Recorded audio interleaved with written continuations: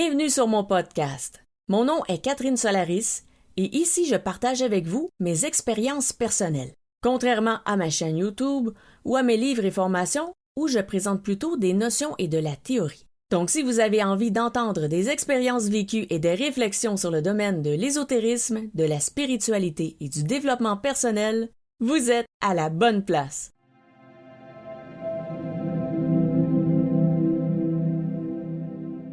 Dans cet épisode, je vais vous raconter mes essais au Ouija. Alors, je vais vous parler des essais que j'ai faits à l'adolescence avec le Ouija et aussi la fois où j'en avais acheté un, où j'avais acheté une véritable planche de Ouija. Et ça, c'était début vingtaine. Donc déjà, pour ceux qui ne savent pas ce que c'est un Ouija, en fait, ça s'écrit O-U-I-J-A. C'est une planche qui sert à communiquer avec les esprits et c'est vendu en magasin de jeux et jouets. Ce qui, pour moi, est quand même assez étrange parce que pourquoi est-ce qu'on vendrait un objet plutôt spirituel ou sinon un objet qui est lié au spiritisme dans un magasin de jouets? Ici, par exemple, c'est le Toys R Us qui vend le Ouija. Donc, on y a, c'est ça, des jeux, des jouets et des jeux de société, mais aussi des jeux vidéo. Donc, tout ce qui s'appelle jeu va être vendu chez Toys R Us. Mais pourquoi le Ouija? Parce que communiquer avec des esprits, à la base, ce n'est pas vraiment un jeu. Communiquer avec des esprits, normalement, on va le faire surtout pour aider les esprits parce que ce sont des âmes errantes. Mais bon, ça, on reviendra sur ce sujet un peu plus loin. Donc, je vais commencer par vous raconter les essais que j'ai faits à l'adolescence. Comment est-ce que ça a commencé cette histoire? Eh bien, c'est que j'ai une amie qui m'a dit « Ah, j'ai découvert quelque chose, c'est vraiment cool, on va l'essayer ensemble, tu vas voir, c'est un truc qui sert à communiquer avec les esprits, ça va être super le fun, on va faire une séance, tout ça. » Et là, je me disais... pas certaine que ce soit un truc super le fun et tripant, mais bon, j'étais quand même curieuse de l'essayer, donc j'ai dit oui. Et là, ce qui est arrivé, c'est que elle n'avait pas de planche de Ouija officielle, donc elle n'avait pas la version qui est vendue en magasin.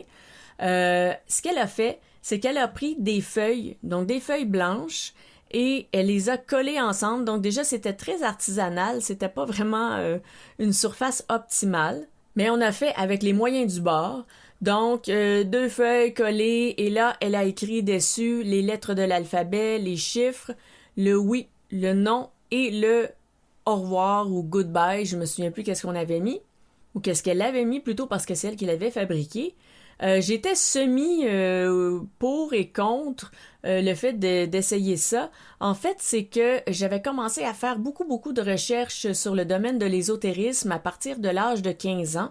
Je lisais beaucoup pour comprendre qu'est-ce qui se passait, parce que mes dons de médium s'étaient déjà éveillés d'eux-mêmes. J'avais aussi des visions de temps en temps. En fait, la majorité de mes dons sont apparus à l'adolescence et ils étaient quand même vraiment très forts à ce moment-là. C'était un peu une émergence de quelque chose qui était caché depuis un bout de temps et qui faisait « Waouh, je suis là! » Donc les visions, quand j'ai commencé à en avoir, c'était vraiment beaucoup, mais vraiment régulier. Et à un certain moment, en vieillissant, ça s'est calmé si on veut, mais le haut de la vague a été à l'adolescence et je crois aussi que c'est une période où la majorité des gens vont découvrir leurs dons, ça va être à l'adolescence. Donc, puisque je faisais des recherches de manière un peu plus intensive sur l'ésotérisme à partir de l'âge de 15 ans, eh bien, quand cette amie m'a offert d'essayer le Ouija, j'avais peut-être 16 ou 17 ans. Donc, ça faisait partie un peu aussi des tests parce que à chaque fois que je tombais sur des notions ésotériques nouvelles, je faisais des tests. Donc, j'aimais bien essayer, voir est-ce que c'est vraiment vrai, est-ce que ça marche pour vrai. Pas certaine, moi, que tout ça, c'est réel. Donc, j'aimais tester puis voir les résultats. Alors, je me suis dit, tiens, on va faire le test. Ouija, on l'essaye, on voit ce que ça donne. Puisqu'on n'avait pas de jeu officiel, on n'avait pas non plus d'indicateur pour se promener sur la planche. Alors, ce qu'on a pris, c'était un 25 sous. Un 25 sous, je me souviens plus combien ça mesure, mais c'est peut-être, je sais pas, 1 ou 2, peut-être pas 1 centimètre, mais peut-être 2 centimètres de diamètre. Donc, on avait assez d'espace sur la pièce pour pouvoir mettre nos doigts. Alors, ce qu'on a fait, eh bien, on était prête. Elle a fait la sorte de demande, d'appel aux esprits pour que les esprits répondent à notre appel et commencent la conversation. Et là, on a posé une première question et la pièce s'est mise à se déplacer. Mais ça allait vraiment quand même assez lentement. Alors, il fallait vraiment de la patience parce que la pièce se déplaçait tout doucement. Et quand c'était pas une question qui se répond par un oui ou un non, par exemple, on lui demandait quel était son nom, eh bien là, la pièce allait sur une lettre, allait sur une autre lettre, allait sur une autre lettre, et puisque c'était lent, eh bien, c'était long. Donc, il fallait vraiment être patient et vouloir vraiment l'essayer, le jeu. Maintenant, elle, ce qu'elle m'a dit aussi, c'est qu'elle avait fait des tests avec ses sœurs. Et ses sœurs étaient un peu taquines, si on veut. Elle aimait ça faire des mauvais coups, jouer des mauvais tours. Donc, quand elle a essayé avec elle, eh bien, la pièce ne se déplaçait pas aussi bien parce que c'est comme si une et l'autre allaient dans une direction contraire parce que probablement que ses sœurs essayaient de déplacer la pièce par elles-mêmes pour donner des réponses loufoques ou je ne sais trop quoi. Mais quand c'était nous deux ensemble, eh bien, ce qui arrivait, c'était que la pièce, c'était comme si on était en même temps. Nos deux mains se suivaient en même temps. Il n'y avait pas de... On ne voyait pas le doigt de l'autre essayer de pousser d'un côté de la pièce ou une pression qui est différente ou on sent que l'autre tire sur la pièce alors qu'on essaie d'aller à un endroit. C'était très, très, très, très fluide. Nos deux mains se suivaient ensemble avec la pièce et ça allait vraiment très bien. Il y a quelqu'un qui a observé ce qu'on faisait. Il a dit « Ah, vous poussez dessus. » Et là, on lui a dit « Non, attends, on va faire la différence. » Donc, on l'a fait volontairement pousser sur la pièce. Et ensuite, on a refait le test pendant une séance de Ouija et on voyait une différence. C'était vraiment léger, mais c'est comme si la symbiose entre nos deux mains était tellement présente que la pièce avait l'air vraiment de se déplacer avec nous. Maintenant, qu'est-ce que les esprits ont répondu à nos questions? Alors souvent, quand on demandait la question à l'esprit de se nommer, donc dis-nous ton nom, nomme-toi, quel est ton nom, la réponse était souvent un peu abstraite, un peu floue, mal écrite. Là, on s'est mis à faire des blagues. Est-ce que ce sont des illettrés qui nous répondent? Ou est-ce que, aussi, on a pensé, est-ce que c'est peut-être des âmes qui viennent d'un autre pays et on comprend pas comment s'écrivent les mots parce que ce ne sont pas des mots qu'on connaît. On s'est dit ça, on est fin adolescente, on connaît pas tout de la vie, on comprend pas ce qu'on fait et tout ça. Donc, on s'est dit peut-être que l'esprit parle dans une autre langue et peut-être que l'esprit parle aussi dans une autre langue qui n'est pas connue des humains et que c'est une langue des esprits. On s'est dit n'importe quoi. Mais tout ça pour dire que les réponses, en général, étaient quand même assez floues. Peut-être que l'esprit était moqueur. Je crois que l'esprit s'est moqué de nous, ou certains esprits se sont moqués de nous parce qu'on posait des questions et les réponses étaient peut-être un peu inquiétantes, on va dire. Mais il n'y avait rien de particulier, rien d'extraordinaire, tout ça. Mais le constat, c'est quand même que on posait des questions, on essayait d'avoir une conversation et c'était pas vraiment possible parce que c'était trop abstrait, c'était trop flou. Oui, il y avait des réponses, un oui, un non, mais ça voulait pas dire grand-chose. On n'arrivait pas vraiment à avoir une vraie belle conversation. Il faut préciser aussi que pour les questions, si on demande quelque chose à un esprit et que l'esprit répond à la question, eh bien, peut-être qu'il lit dans notre tête. Peut-être qu'il lit la réponse dans notre tête, dans notre mental, parce que les esprits, bien sûr, font de la télépathie, d'une conscience à une autre conscience. Le langage, le discours, les idées vont passer, c'est extrêmement facile pour eux de faire de la télépathie, parce que ça fait partie de leur manière de communiquer. Bien sûr, normalement, lorsqu'on va communiquer avec des anges, avec des êtres supérieurs, On n'utilise pas la télépathie, ce n'est pas d'une conscience à une conscience, ça va être vraiment par canalisation et là on est dans une autre méthode complètement parce qu'on va créer un lien entre une âme et une âme et donc on va communiquer avec de notre essence avec l'essence de l'autre entité lumineuse. Dans le cas du Ouija, pourquoi est-ce qu'on reste dans la télépathie, donc dans le mental, dans notre cerveau, dans nos ondes cérébrales? Eh bien, c'est parce qu'on communique avec des âmes errantes. Et les âmes errantes ne se sont pas élevées.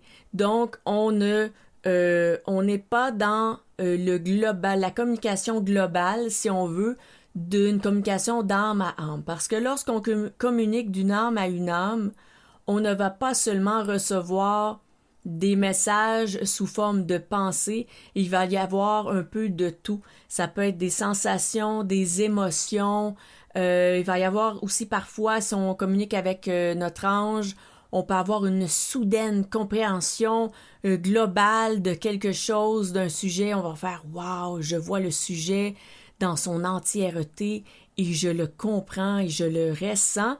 Et ça, c'est par canalisation qu'on le fait, non pas à travers un Ouija où là, on tombe un peu, on descend dans notre mental en mode télépathie et que là, les esprits lisent dans notre tête pour nous jouer des tours et répondre ce à quoi on pense sur la planche de Ouija.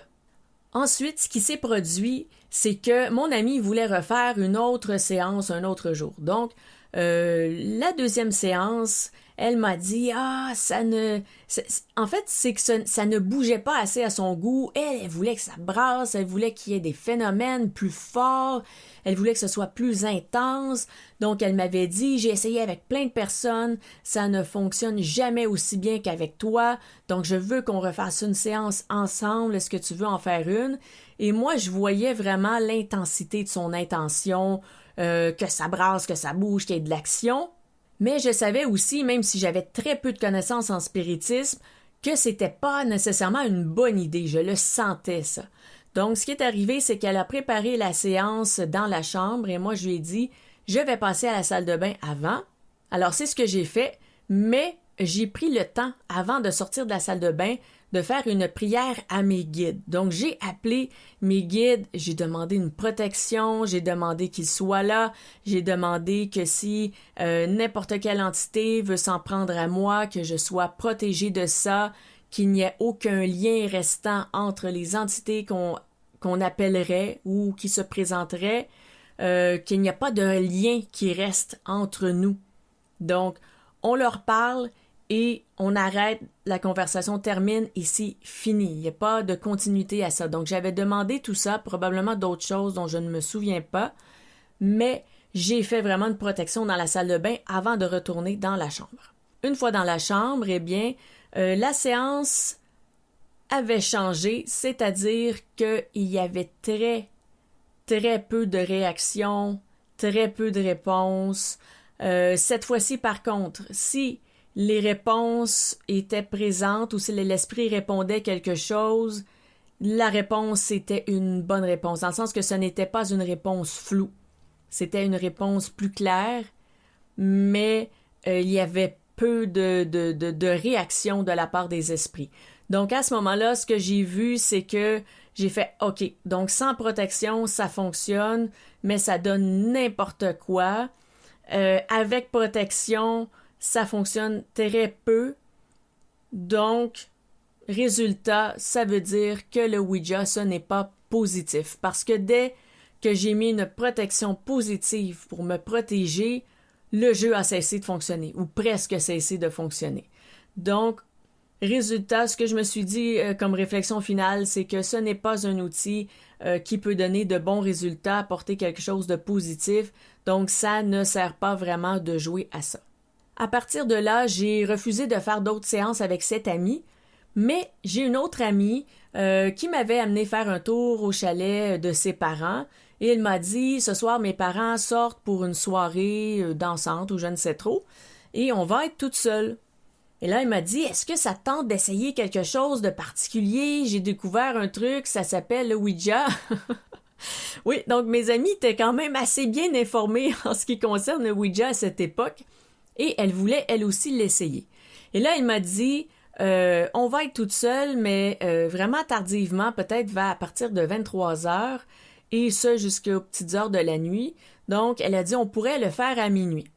Elle m'a dit, parce que il paraît que minuit, c'est l'heure propice pour faire ce genre de choses. Et moi, je lui ai dit, je suis pas certaine que ce soit la meilleure chose à faire à minuit, d'appeler des esprits, mais si tu veux l'essayer, essayons-le. Parce que j'étais justement, comme je disais plus tôt, dans ma phase de test, et je me suis dit, bon, on l'essaye, et puis s'il y a quelque chose, eh bien, je ferai appel à mes gardiens, et on va essayer d'enlever tout ça, ce que je ne souhaitais pas, mais j'ai dit, on y va, on l'essaye. Alors, on est seul dans le chalet, minuit arrive, on avait préparé notre planche, donc encore une fois, c'était une planche artisanale faite avec feuilles de papier et puis comme indicateur, probablement encore une pièce de monnaie. Et là, on commence la séance et encore une fois, ça donne des réponses un peu farfelues, du n'importe quoi, ça répond pas bien. Et là, quand ça répond pas bien, on change d'esprit. C'est-à-dire qu'on termine la séance, on lui dit « c'est terminé, merci beaucoup », alors les remerciements, et ensuite on fait « au revoir » et voilà, c'est conclu. Et là, on recommence, on refait un appel, un autre esprit, on voit, bof, c'est pas tant mieux. On ferme la conversation, on recommence. Donc, on fait ça quelques fois. Et à un certain moment, mon ami me dit, eh bien, ça ne fonctionne pas vraiment bien la planche, j'aimerais essayer l'écriture automatique. Donc, cette amie était encore mieux informée que l'autre dans les méthodes de communication avec les esprits, mais à nouveau, c'est pas encore une méthode vraiment à privilégier pour communiquer. Mais bon, elle a dit qu'elle voulait l'essayer. Je lui ai dit, parfait, moi, je vais superviser ça. Je vais voir à ce que tout se passe bien, sans nécessairement lui mentionner les détails à propos de mes gardiens. Et donc, j'ai dit, alors, vas-y. Donc, elle a commencé à faire la communication. Au début, c'était vraiment des gribouillis, on voyait rien, il n'y avait pas vraiment de mots écrits, ou parfois on voyait quelques lettres, mais on comprenait pas vraiment. Et là, plus la séance avançait, plus elle me disait avoir la main engourdie. Et là, elle me dit, « ma main est engourdie. » Et plus sa main était engourdie, mieux on voyait les lettres et les phrases qu'elle écrivait sur la feuille. Mais ça restait quand même un discours qui ne correspondait pas nécessairement à ce qu'on avait demandé. Un peu comme si l'esprit avait décidé, « Moi, je veux passer ce message et c'est de ça dont je vais vous parler. Peu importe vos questions, moi, ça me dérange pas, ça ne m'intéresse pas. » Alors, elle a continué à écrire et à un certain moment, elle a dit « Oh, l'engourdissement commence à monter dans mon bras. » Donc là, je lui ai dit « Ok, si tu sens que l'engourdissement monte jusqu'à ton coude, on va devoir arrêter la séance parce qu'il y a quelque chose qui ne va pas. Il ne faut pas que ça aille plus loin. » Et donc, elle continue à écrire et là, on commençait vraiment à avoir des phrases un peu plus claires. Et là, elle m'a dit la sensation est arrivée au coude. Et là, avant même que ça arrive au coude, en fait, je lui avais dit, on va dire à l'esprit d'arrêter ça, ce qu'il fait, de prendre possession de sa main et tout ça. Donc, on avait mentionné à l'esprit, cesse de tenter de prendre le contrôle de la main de mon ami. La main, ça va, mais plus que ça, c'est non. Donc, on te le dit tout de suite, si tu continues, on va devoir arrêter la séance. Et on l'avait donc avisé. On l'avait avisé très, très, très clairement que s'il allait plus loin, qu'on allait arrêter la séance. Donc, lorsqu'elle m'a dit que ça commençait à monter, on a refait l'avertissement et quand elle m'a dit ça a atteint le coude, j'ai dit ça y est, c'est terminé. Donc, là, elle m'a dit oui, mais ça fonctionne mieux. Et j'ai dit oui, mais là, ça devient dangereux. Donc, si on fait le pour et le contre, c'est un dilemme extrêmement facile à conclure. On arrête parce qu'on ne va pas aller plus loin parce qu'on commence à avoir une phrase en plus que l'esprit ne répondait même pas à ce qu'on lui demandait. Donc, c'était vraiment un esprit qui, moi, j'ai décidé de prendre possession de ta main, j'ai écrit ce que je veux et même si tu me fais des avertissements, moi, je vais continuer quand même. Donc, c'était pas c'était pas une âme qui communiquait dans le respect, donc ça vaut pas la peine de communiquer avec ce type d'âme. C'est très, très égoïste et respectueux. Et dans le message, il n'y avait pas nécessairement quelque chose non plus comme un appel à l'aide, c'était pas une âme en détresse. Donc, ce qu'on a fait, eh bien, justement, on a remercié l'entité, on lui a dit c'est terminé, ici et maintenant, c'est fini. Et on a fait donc la formule, je ne me souviens plus exactement comment. Puis on a dit au revoir ou le goodbye qui conclut la séance définitivement. Ensuite, est-ce qu'on a eu des problèmes avec tout ça? Eh bien non, parce que j'ai fait tout de suite appel à mes anges gardiens pour qu'ils puissent faire le ménage du chalet, libérer mon ami s'il restait des traces, et ainsi de suite. Donc, le soir après, tout a bien été. Si je me souviens bien, on a bien dormi aussi. Ensuite, est-ce que par la suite, à travers les années, est-ce qu'il y a eu un problème dans le chalet? Est-ce que finalement le chalet a fini par devenir hanté? Je ne le sais pas, malheureusement, parce que j'avais perdu contact avec cet ami. C'est que c'était à l'adolescence et en grandissant, eh bien, le chemin de plusieurs personnes s'est séparé. Des gens, on change d'école, on s'éloigne, et donc j'ai perdu contact. Et les dernières fois, je lui ai parlé, bien sûr, on n'a pas parlé de est-ce qu'il y a une hantise dans le chalet. Donc, on avait pris des nouvelles, mais je ne sais pas si peut-être par la suite le chalet est devenu hanté, mais ça serait quand même assez probable. Maintenant, je vais vous raconter la fois où je me suis acheté un Ouija dans une vente-trottoir. Ça, c'était début vingtaine. Donc, je savais déjà que le Ouija, ça sert à rien. Parce que vous voyez un peu mes expériences. Et quand je dis ça sert à rien, peut-être que certaines personnes se disent oui, mais ça sert à rien pour toi, mais peut-être que pour d'autres, ça fonctionne. En fait, l'idée ici, c'est que je communiquais déjà avec mes guides. Donc, j'étais déjà capable de faire de la canalisation et de communiquer, de recevoir des messages qui sont importants, qui changent la réalité, qui changent la vie, de recevoir des inspirations, des choses pour m'aider, pour changer, pour me libérer, alors que le Ouija, c'est un truc qui, oui, permet de communiquer avec des esprits, mais qui n'apporte pas nécessairement grand-chose et en plus, il y a des risques. Donc, je ne voyais pas trop l'utilité de ça. Et si certaines personnes réussissent à avoir des résultats vraiment incroyables, des choses où les personnes, c'est tellement intense que les personnes ont peur et tout ça, ce qui peut résulter de ça, ça peut être que ça peut libérer un esprit dans la maison. Donc après, ce qui arrive, c'est que la maison devient hantée. Donc on a une hantise, on peut être aux prises avec des phénomènes paranormaux. Donc, il peut y avoir des objets qui bougent. Et là, si quelqu'un me dit « Ah oui, mais ça, c'est le fun, moi j'aime ça quand il se passe des trucs paranormaux », eh bien, le problème en tant que tel, c'est que ça ne va pas nécessairement créer des phénomènes qui vont vous divertir. Parce qu'un esprit errant qui s'accroche à une personne, règle générale, l'esprit ne va pas le divertir par toutes sortes de phénomènes ou s'il le fait, c'est parce que la personne a peur et donc il va le faire pour se nourrir de la peur de la personne.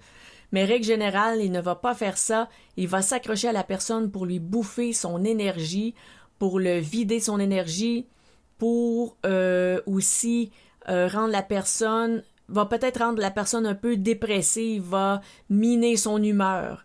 Pourquoi? Eh bien, parce que c'est une âme errante, c'est ça sa vibration. Pourquoi est-ce que l'âme ne s'est pas élevée? Pourquoi est-ce qu'elle n'est pas passée au prochain niveau? Pourquoi est-ce qu'elle n'est pas allée dans la lumière? C'est parce qu'elle a une vibration lourde. Et cette vibration lourde, quand elle s'accroche à nous, elle va nous faire redescendre notre vibration aussi. C'est un peu comme quand on reçoit de la visite. Et cette visite, ces gens sont négatifs et arrêtent pas de se plaindre.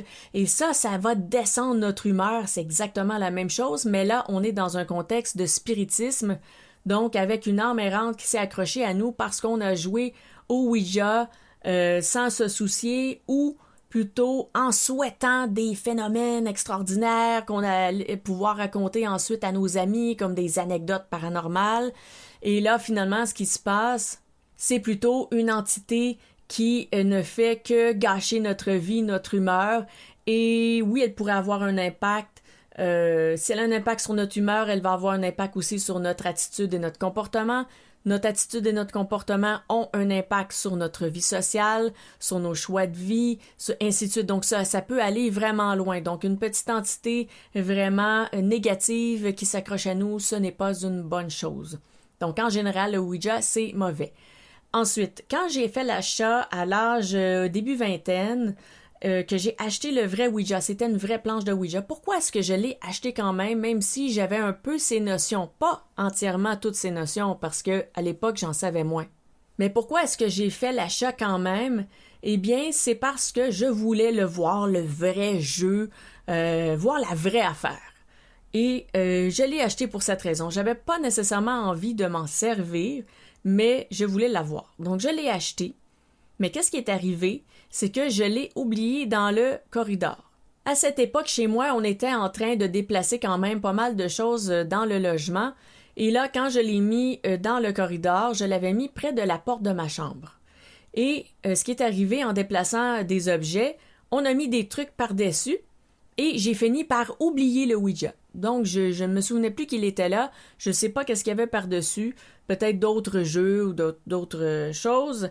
Et, comme on dit, loin des yeux, loin du cœur, je l'ai oublié. Mais, parce que le Ouija, ce n'est pas anodin. Encore une fois, il se passe quelque chose. Et là, ce qui est arrivé, c'est que j'ai vu qu'est-ce qui se passe de l'autre côté. Parce que dans mon cas, ça arrive quand même assez souvent que je fais des voyages astrales incontrôlés et que je me retrouve donc à marcher dans l'astral, dans mon logement, dans ma maison. Ça le fait encore aujourd'hui. Pourquoi? Je ne sais pas. Je n'ai pas réussi à trouver de réponse à cette question. Probablement que c'est juste comme ça, un peu comme notre personnalité, on va dire, c'est dans notre nature. Eh bien, mes dons se sont éveillés d'eux-mêmes quand j'étais jeune et des voyages astro incontrôlés, j'en fais depuis très longtemps. De toute façon, je crois que plein de gens peuvent en faire de manière incontrôlée et ne pas nécessairement s'en souvenir. Donc, je crois pas non plus que je suis un cas particulier, c'est juste que je pense que je m'en souviens ou j'ai peut-être plus une lucidité par rapport à ça, mais je pense que ça peut arriver quand même à n'importe qui. Ceci dit, ça m'arrivait assez souvent et ce soir-là, ou un soir, quelques semaines après l'achat du Ouija, je suis sortie dans l'astral, je marchais dans ma chambre et dans ma chambre, il n'y avait absolument rien. C'était noir parce que c'était la nuit et là, je voyais l'astral terrestre réel, donc c'était sombre comme c'était dans la chambre vraiment. C'est juste que au lieu que ce soit un noirceur vraiment opaque ou vraiment à travers laquelle on ne voit pas bien, eh bien là, je voyais. Parce que dans l'astral, même s'il fait hyper noir, on voit quand même. Pourquoi? Je ne sais pas. Peut-être que c'est notre propre lumière qui éclaire un peu les environs parce qu'on est quand même des êtres de lumière. Bref, je ne sais pas pourquoi, mais quand c'est sombre ou très noir dans la vie réelle, dans l'astral, on va quand même voir un peu. Et là, ce qui arrive, c'est que je viens pour sortir dans le corridor, mais je me suis arrêtée sur le haut pas de la porte parce qu'il y avait plein de gens qui marchaient dans le couloir chez moi. Et là, je les regardais, je me disais, mais c'est qui ça? C'est qui ces gens-là? Et c'était toutes des personnes qui marchaient tranquillement, d'un pas à l'autre, le regard vide. Certains regardaient devant eux, d'autres regardaient au sol, mais ça semblait tous être des gens un peu perdus, qui allaient dans aucune direction en particulier. Donc, ils allaient et venaient dans le logement, errant sans but ni destination, avec une absence dans le regard. Et pourquoi je dis regard? Parce que c'était un peu comme si ils étaient là et pas là en même temps. Un peu comme si c'était des vapeurs de fumée, mais qu'ils avaient quand même une forme humanoïde. Donc j'arrivais à voir si c'était un homme, une femme, tout ça. Mais c'était une sorte de... comme s'ils étaient dans un entre-deux. Un entre-deux états de forme ou d'être. Et tous ces gens marchaient dans le couloir, mais aucun ne m'a regardé, personne ne m'a non plus attaqué ou quoi que ce soit, ou personne ne m'a parlé, adressé la parole. C'était vraiment, ils passaient sans me voir et ils n'ont eu aucune réaction. Et là, ma conscience humaine s'est dit « Ah, il y a plein de gens dans mon logement! » Et là, ça m'a un peu fait peur, alors je me suis réveillée. Et là, le lendemain matin, j'ai raconté ça à la personne qui habitait avec moi. J'ai dit, il y avait plein de gens qui marchaient dans le couloir. Il m'a dit, ah oui, c'est vraiment étrange. Est-ce que tu penses que c'est peut-être lié au Ouija que tu avais acheté? Là, j'ai dit, mais je sais même pas, il est où le Ouija? Je me souviens pas, j'ai mis ça quelque part, puis je m'en rappelle plus. Puis là, il me dit, ouais, mais il est dans le corridor, le Ouija. Je dis, mais non, tu blagues. Et là, je suis allée voir dans le corridor, et justement, sous une pile d'objets, il était là au sol, à côté de la porte de ma chambre. Et là, j'ai fait, oh, wow! Donc ça, c'était toutes les âmes qui se sont accrochées à la planche de Ouija, donc à l'objet physique. Il y a des âmes qui étaient raccrochées, attachées à la planche et qui sont probablement pour moi des âmes qui ont été appelées pendant une séance et eux se sont dit « Enfin quelqu'un m'écoute, enfin quelqu'un essaie de communiquer avec moi, je vais m'accrocher à cet objet parce que c'est une probable porte de sortie pour moi de me sortir de cet état. » Mais la personne qui a fait les séances de Ouija n'a pas fait de passage d'âme, donc les âmes sont restées accrochées à la planche, malheureusement.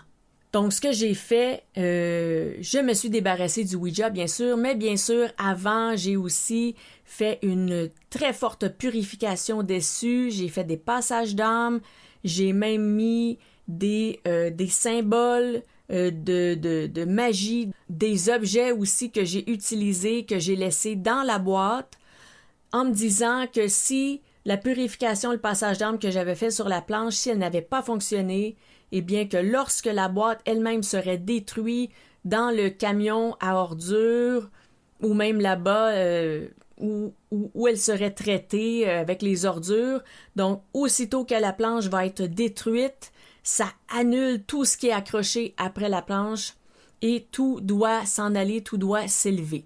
Et là, j'avais demandé l'aide aussi des proches de ces gens-là, de ces âmes errantes, les proches, les anges et tout ça, donc de l'aide aussi pour qu'on puisse venir les chercher, les aider à passer.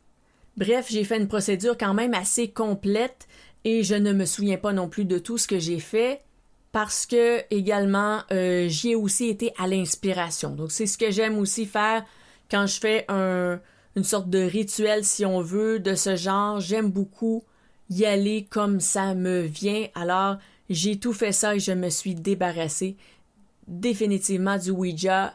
Et ensuite, eh bien, j'avais un magazine que j'ai publié pendant 1 an et j'ai écrit un article sur le Ouija pour dire aux gens, oui, voilà comment ça fonctionne, voilà comment vous protéger, voilà comment c'est, comment ça, parce que ce n'est pas parce qu'on dit aux gens, ah non, c'est dangereux, fais pas ça, ou t'obtiendras probablement pas de réponse intéressante, que les gens ne vont pas vouloir l'essayer quand même.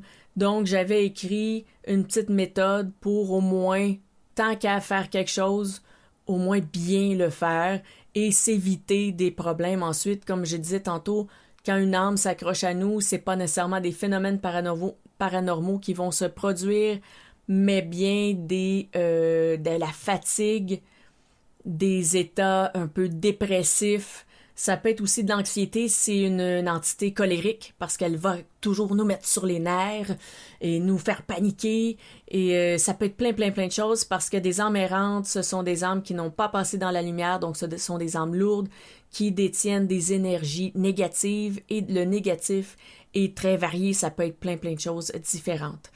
Donc, j'avais écrit ça ensuite et voilà, pour moi, ça réglait la question du Ouija. C'était je ne recommence pas et si des gens veulent le faire, au moins je les ai conseillés. That's it, c'est terminé pour moi. Et d'ailleurs, si vous voulez en savoir un peu plus sur le sujet, j'ai fait une vidéo sur le Ouija où je dis est-ce que c'est une bonne idée de jouer au Ouija? Donc, je me souviens plus là vite qu'est-ce que j'ai dit dans cette vidéo parce que je fais quand même beaucoup de contenu varié et j'ai quand même beaucoup de vidéos, mais je parle de manière un peu plus théorique sans nécessairement entrer dans l'expérience et les exemples que je vous ai donnés là. Mais si vous voulez la voir, alors la vidéo est sur ma chaîne YouTube. Donc YouTube, c'est toujours pour la théorie et le podcast pour les expériences et les cas vécus. Alors, ceci dit, eh bien, ça fait le tour de ce que j'avais à vous raconter à propos du Ouija. Alors je vous dis au prochain épisode où je vous raconte encore une autre de mes expériences ésotériques. Alors au plaisir de vous raconter tout ça au prochain épisode. À la prochaine!